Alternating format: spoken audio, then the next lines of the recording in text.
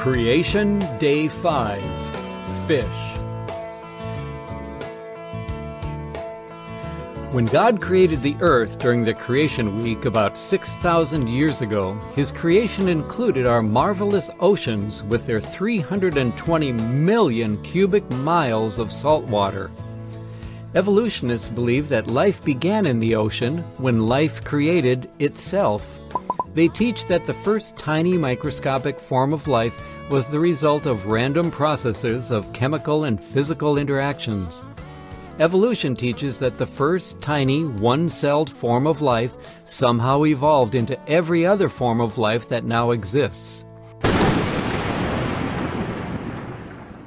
Evolution says that man has a common ancestor with apes, snakes, cockroaches, rhubarb, athlete's foot fungus, and every other living thing on the earth. It teaches that you and I are here today as a result of millions of DNA accidents. This is quite different from the account in Genesis 1, which tells how life in the water really began. Then God said, "Let the waters abound with an abundance of living creatures, and let birds fly above the earth across the face of the firmament of the heavens." So God created great sea creatures and every living thing that moves, with which the waters abounded according to their kind. God created the vast variety of creatures that live in the water on Creation Day 5. All kinds of creatures were created, some of the smallest and some of the largest, some that are very beautiful and some that are bizarre. The smallest creatures that live in the water are tiny microscopic single-celled forms of life such as bacteria, protozoa, and algae. Ocean dwellers also include many kinds such as jellyfish, clams, oysters, starfish, lobsters, snails, and of course many kinds of fish and whales. Billions and billions of creatures live in oceans, seas, lakes, rivers, and ponds today. Before we talk about some of the unique creatures found in the water, we are first going to talk about something that is very important to underwater life. During the winter, the water in many lakes and rivers begins to freeze when the temperature drops below freezing. But what if the ice that forms on the top of a lake sank to the bottom? Eventually the lake would fill up with ice, killing all creatures living in it. Lakes would never completely thaw in the summer, only the top of the lake would get warm enough to melt the ice. Thankfully, when water freezes, it does not sink, but floats. Most liquids become more dense when they freeze and sink to the bottom, but not ice. As water cools to 40 degrees Fahrenheit, it contracts and becomes denser. However, as the temperature drops from 39 to 32 degrees Fahrenheit, water expands and becomes less dense. Less dense substances float on top of more dense substances. So when water freezes, it floats on top of the unfrozen liquid. Because of this anomaly, the ice that forms floats at the surface rather than sinking, allowing fish to survive the winter in lakes, rivers, and ponds, and under the Arctic ice. There are over 34,000 different species of fish. Fish were designed for swimming. Each fin on a fish is needed to move the fish through the water. If the tail fin was not there, the fish could not propel itself forward. If the pectoral fins and the pelvic fins were not present, the fish would not be able to steer. If either the dorsal or anal fin was missing, the fish would not be able to stay upright. All the fins are needed, and all must be present at the same time. Evolutionists believe that living organisms gradually developed step by step from simple to complex, but a fish with only 2 or 3 fins would not survive. All the fins, with all of their functions, were needed from the beginning in order for fish to successfully swim.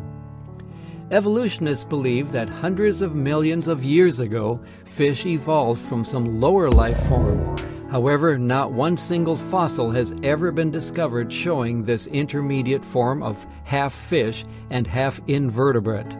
Even the noted evolutionist J.R. Norman from the British Museum of Natural History stated, "The geological record has so far provided no evidence as to the origin of fish. Fossils of invertebrates have been found, and fossils of fish have been found, but nothing in between. There are no transitional fossils showing the evolution of fish. Scripture states that God created all creatures that live in the water. He created fully formed fish, and that is exactly what the fossils show. Electric eels are actually fish that live in the murky waters of South America. They can reach 6 feet long and weigh up to 45 pounds. All living things generate electrical charges in their cells, but the electric eel has thousands of special cells in its tail that are lined up like batteries in a flashlight. Each cell generates only about 0.15 volts, but thousands of these special cells are stacked end to end in the electric eel's tail, making one giant battery that can generate as much as 600 volts. To shock their prey, electric eels bring the positive end located in their head close to the negative end located in their tail. The electric shock is sent out between the positive end and the negative end, and it has the same paralyzing effect as when police use a taser on a fleeing criminal. How did the eel know to trap its prey between its head and tail so that the electrical discharge would stun it? Basic physics teaches that bringing two opposite electrical poles together concentrates the electric field. Evolutionists call eels primitive creatures, but creationists studying eels are not shocked by their level of sophistication because God designed and created these creatures to glorify Him. The archerfish is named for its expertise in archery and has a distinctive way of getting its supper. This fish shoots its prey with water bullets. The aquatic sharpshooter can shoot these bullets up to 9 feet away with deadly accuracy in order to knock its prey off of overhanging leaves and branches. To accomplish this requires a fish with a unique design. This small fish has a mouth that is angled upward, with the roof of its mouth having a groove to hold the tongue. When the gills slam shut, water is shot through the mouth as the tongue presses into the groove. The tip of the tongue directs the water bullets, adjusting for velocity and volume in order to precisely hit the insect. The cricket, grasshopper, or butterfly falls into the water to be quickly eaten. Scientists and engineers are interested in the archerfish because of the way the water bullet comes together at the exact moment it hits its target. Engineers are trying to determine how the archerfish creates its precisely controlled water bullets so that they can design products with that same capability. How do evolutionists explain this complex mechanism? Other fish get their food in the water.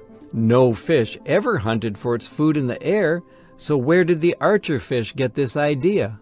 He didn't. The archerfish testifies to the genius of its maker. There are so many more astounding creatures in the ocean, but there is just not enough time to talk about even a fraction of the amazing creatures to be found there. Genesis 1:21 tells us that God looked at what He had made, and it was very good. There was nothing that needed to be fixed. God never had to say, "Whoops, that's not going to work." Everything worked perfectly just as God had designed it to work. And God blessed them, saying, "Be fruitful and multiply, and fill the waters in the seas." When God finished making all the sea creatures, believe it or not, creation day 5 wasn't over. After creating all of the creatures that live in the water, God created all the amazing creatures that fly in the air. Creation day 5 is continued in the next video, which is for the birds. See you in the next video. Thanks for watching the Bible Brick Channel. If you liked this video, please click like and subscribe below. And check out our other videos. You can find links to all our videos on BibleBrick.com. That's Bible-Brick.com.